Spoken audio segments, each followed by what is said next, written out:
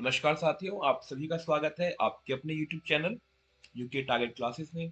तो आज हम शुरू करने वाले हैं गोविंद स्वामी।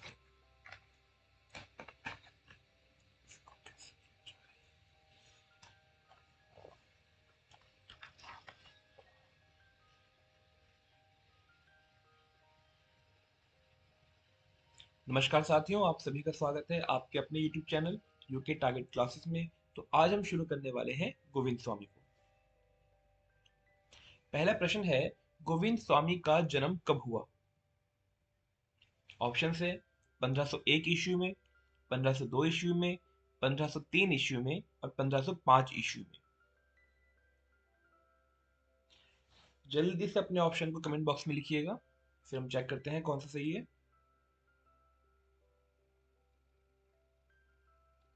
ठीक है, तो सही उत्तर है द 1505 में।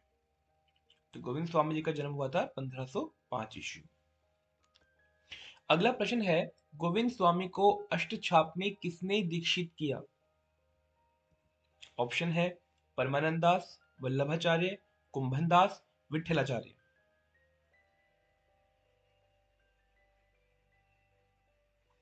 जल्दी से अपने कमेंट को लिखिए, अपना ऑप्शन लिखिए आप। चलिए देखते हैं, सही उत्तर है विठलाचार्य। अगला प्रश्न है, अष्टछाप के कवियों में राजस्थान के एकमात्र कवि कौन है? ऑप्शन है परमानंद दास, गोस्वामी, गोविंद स्वामी, कुंभन दास, कृष्णदास। बिल्कुल, उत्तर होगा ब गोविंद स्वामी। अगला प्रश्न है, गोविंद स्वामी का जन्म कहाँ हुआ था?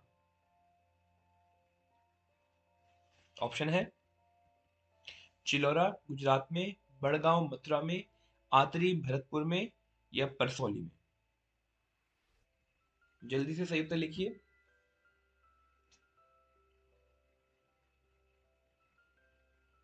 ठीक है, सही उत्तर है स आतरी।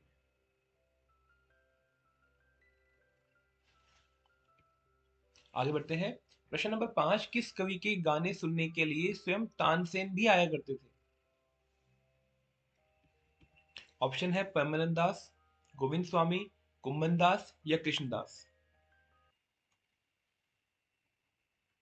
जल्दी से अपने उत्तर को कमेंट बॉक्स में लिखिए।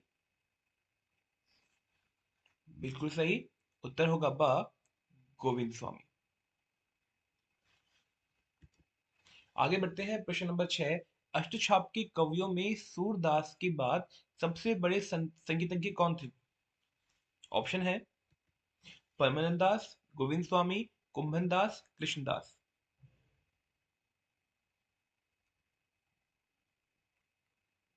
सही उत्तर होगा बी गोविंद स्वामी।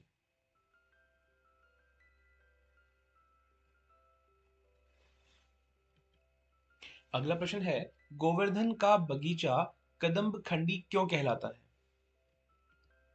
ऑप्शन है गोविंद स्वामी यहाँ पदों को गाते थे, या तानसेन गोविंद स्वामी के पास आए थे, गोविंद स्वामी जी ने कदम के पेड़ लगाए थे, यहाँ पर गोविंद स्वामी जी दीक्षित हुए थे।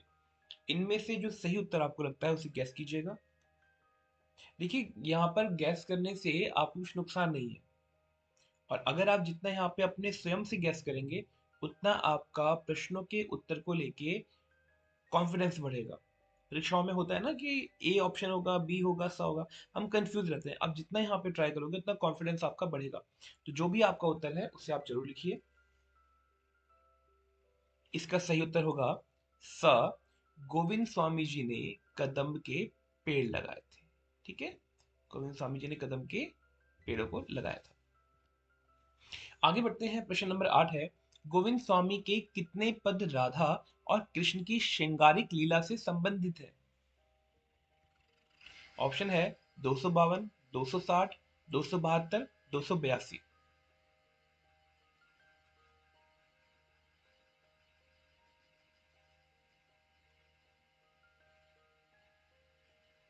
चलिए देखते हैं, सही उत्तर है ऑप्शन ए 252। अगला प्रश्न है, गोविंद स्वामी की रचना है। कौन सी रचना गोविंद स्वामी की है? स्वामी के पद, हितोपदेश, हित 84, उपयुक्त सभी। देखिए रचनाओं का हमेशा ध्यान दीजिए, रचनाएं जरूर पूछी जाती है। तो यहाँ पे आप गेस कीजिए कौन सी रचना इनकी है।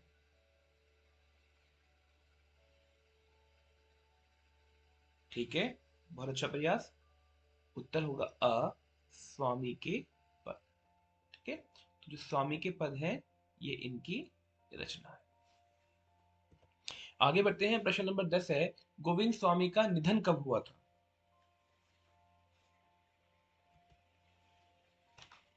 ऑप्शन है 1571 ईस्वी में, 1574 ईस्वी में, 1585 ईस्वी में, 1592 ईस्वी में। जल्दी से अपने उत्तर को कमेंट बॉक्स में, कमेंट में लिखिए। कमेंट सेक्शन में आप कमेंट दीजिएगा अपना।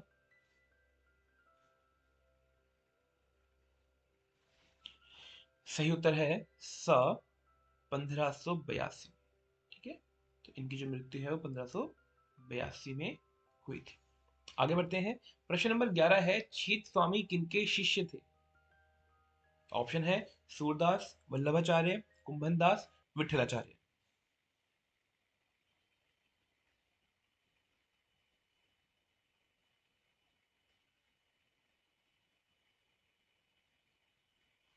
सही उत्तर है द विठलाचार्य। देखिए अष्टछाप को तो आप जरूर बाय हार्ट पढ़ लीजिएगा।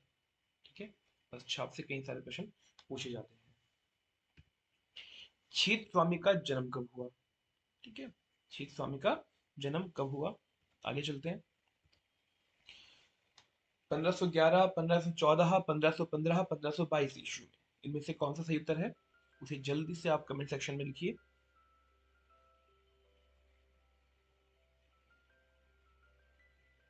बहुत बढ़िया, सही उत्तर है 1515 ईस्वी।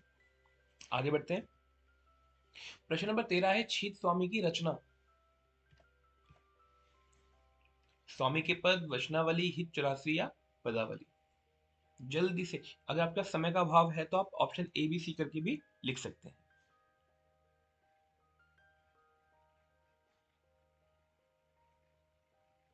चलिए आगे बढ़ते हैं, तो सही उत्तर होगा द पदावली।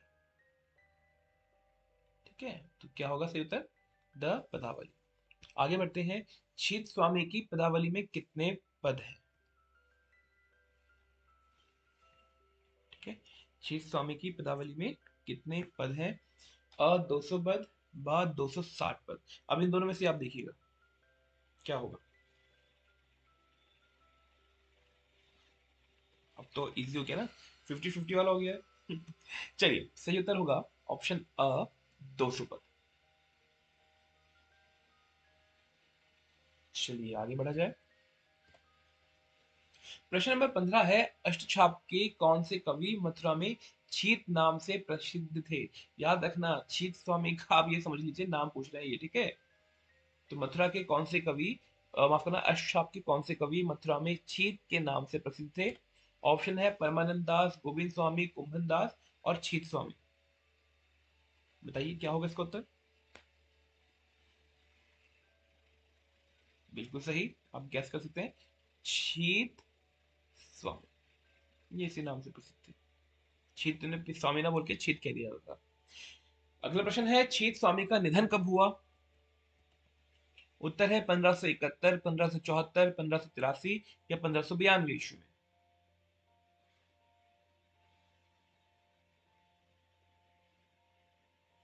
चलिए आगे लिखा जाए, सही उत्तर होगा स, 1583 ईस्वी में। ठीक है, चलिए अगला प्रश्न है, चंद्रगुप्त दास का जन्म कब हुआ? हमने यहाँ पे एक साथ तीन कवियों को ले लिया है। ऑप्शन है 1530, 1524, 1525, 1522। सही ऑप्शन को कमेंट सेक्शन में आप लिखिएगा।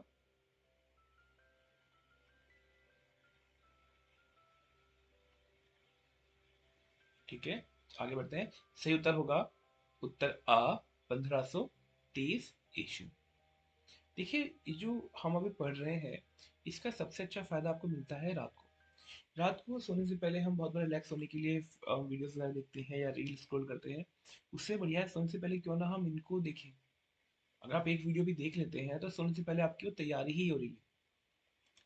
बाकी आप दिन भर तैयारी कर रहे हैं, अभ्यास करते रहिए, अभ्यास के माध्यम है। चलिए आगे बढ़ते हैं। प्रश्न नंबर 18 है, चंद्रगुप्त दास को अष्टछाप में किसने दीक्षित किया था?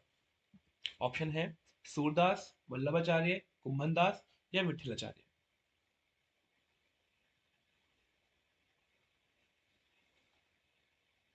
ठीक है, सही उत्तर होगा द विठलाचार्य। अगला प्रश्न है कि चतुर्भुज दास किनके पुत्र थे? ऑप्शन है सूरदास, वल्लभाचार्य, कुंभनदास या विठलाचार्य। यहाँ पर ये चार्य था, ये चार लिखा हुआ है। ठीक है, यहाँ पर ये कुछ इस तरीके से याद था। चलिए, तो सही उत्तर बताइए। बिल्कुल सही। सही उत्तर होगा विठलाचार्य। ठीक है, यानी कि विठलाचार्य के पुत्र थे। चतुर्भुज दास की मृत्यु कब हुई? ऑप्शन है 1571, 1574, 1585 या 1592 में। इनमें से कौन सा ऑप्शन सही है? जल्दी से गैस कीजिए और कमेंट सेक्शन में उसके ऑप्शन को लिखिए।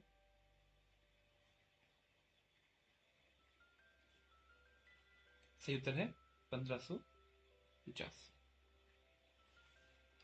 आगे बढ़ते हैं। प्रश्न नंबर 21, वल्लभाचार्य के पुत्र विठलाचार्य के शिष्य थे, कौन थे? Kumbhandas, Surdas, Brahmanandadas, Krishnadas. Yes, option b है नंददास, गोविंद स्वामी, चित स्वामी, चतुर्बुद्ध दास। ऑप्शन सा है सूरदास, नंददास, कृष्णदास, गोविंददास। या दा है कुंभनदास, सूरदास, चित स्वामी, नंददास। इनमें से जो भी आपको सही लगता है उसे आप कमेंट सेक्शन में लिखिए।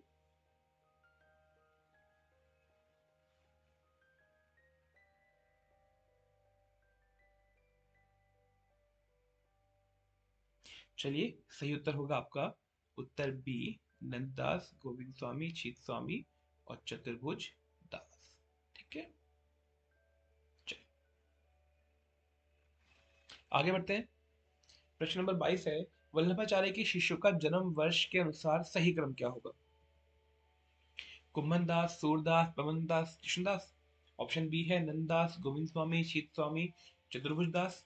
ऑप्शन सी है सूरदास, नंददास, कृष्णदास, गोविंद दास। और ऑप्शन डी है कुंभनदास, सूरदास, शीत स्वामी या नंददास। सही ऑप्शन बताइएगा। ठीक है, सही ऑप्शन है ऑप्शन ए, कुंभनदास, सूरदास, पवनदास, कृष्णदास।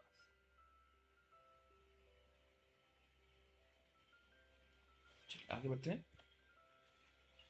अष्टछाप में उम्र में सबसे छोटे कवि कौन से थे? ऑप्शन ए है परमानंद दास, गोविंद स्वामी, कुंभन दास या नंददास।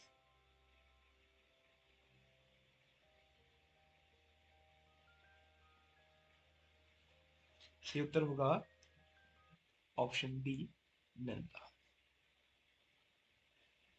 देखिए, तो ये थे कुछ कवियों के बारे में। एक साथ मैंने 3 कवि इसमें डाल दिए थे। अगर आपकी वीडियो अच्छी लग रही है तो आप चैनल में नए हैं तो इसे सब्सक्राइब कर लीजिए। अगर आप पुराने हैं तो लाइक कीजिए, कमेंट कीजिए। और ऐसी वीडियो आगे बनती रहेगी, जुड़े रहिएगा, अपडेट आते रहेंगे। चलिए मिलते हैं आपसे अगली वीडियो में।